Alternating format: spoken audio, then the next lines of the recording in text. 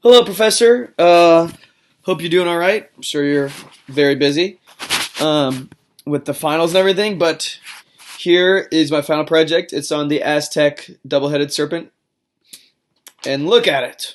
Isn't that cool? Oh, well, I'm sure you've seen a picture before, but it is.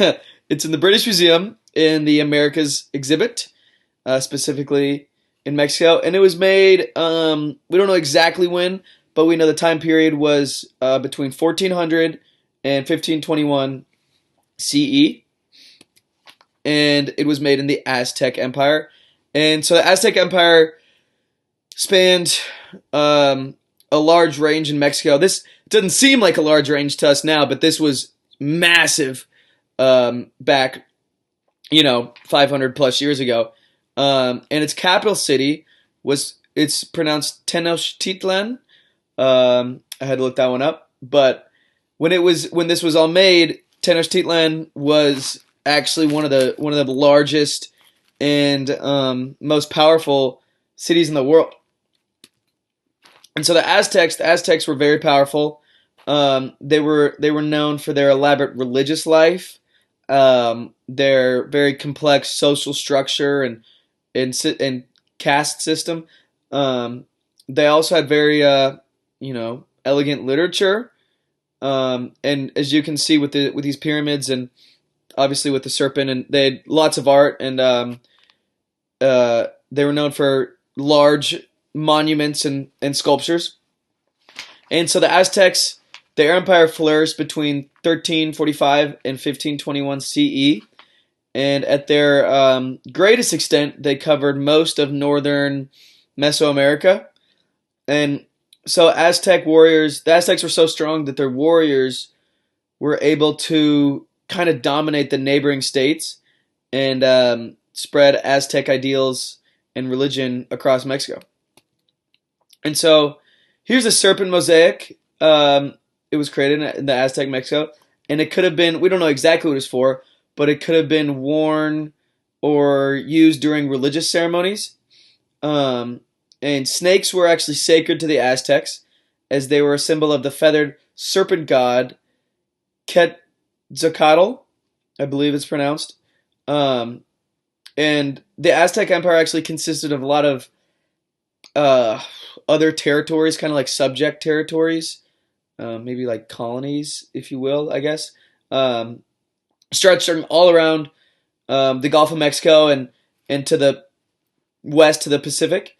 And these other territories often had to provide gifts as tribute to demonstrate their allegiance to the Aztec emperor.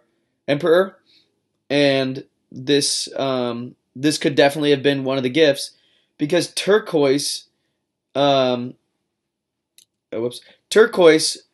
actually very, very highly valued. The use of turquoise makes the snake sort of a celestial serpent, and it linked the waters of the earth, or the waters of the earth to the sky. And if we go back, the serpent was made of cedro wood and covered with a mosaic made of turquoise and red thorny oyster shell. And the teeth and the mouths are actually made out of conch shell.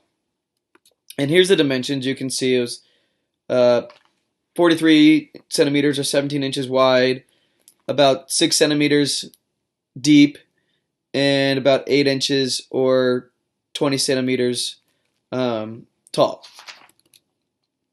And so, unfortunately, the Aztec Empire did not have a great finish to it.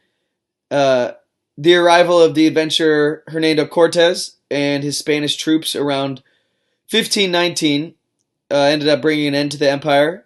When the Spaniards actually got to I guess what you would call the empire, present day Mexico, the Aztec emperor Moctezuma, who exchanged gifts, and possibly including the serpent with Cortez, was actually arrested by Cortez, which was very surprising. And so Cortez put Moctezuma in prison, and after bitter fighting and a long siege of the Aztec capital, Tenochtitlan. It fell to the Spanish in 1521, and unfortunately, much of the native population was wiped out by epidemics of smallpox that and other contagious diseases, but mostly smallpox that the British brought over, not the British, the Spanish brought over from Europe. And that is my presentation. Thank you very much.